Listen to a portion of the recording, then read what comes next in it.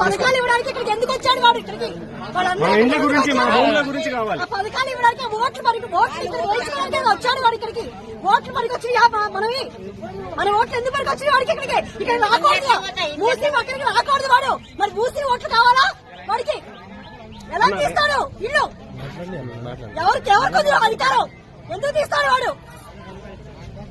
మా ఇల్లు మాకు కావాలి అంతే.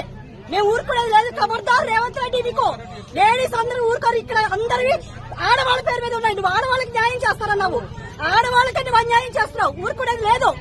ముందే చెప్తున్నా, మేమందరం ఎంత ధర్నా కన్నా దిగబడతాం. మీ ఇంటి ముందు మేము ధర్నా చేస్తాం. నువ్వెలా సుఖంగా ఉంటావు మేము చూస్తాం. మీ ఇంటి ముందే మేము చేస్తాము. చూసుకో రేవంత్ రెడ్డి, నువ్వు ఎంతమంది సమాధులు కట్టుకొని నువ్వు ఇది చేస్తావో.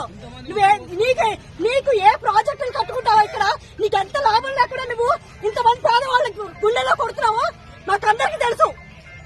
కోట్ల ఆస్తులు నువ్వు మూట కట్టుకోవడానికి మా అందరి జీవితాలను ఆడుకుంటావా? నువ్వు ఏ ప్రాజెక్టులు కట్టుకుంటా పేదవాళ్ళకి సమాధుల మీద?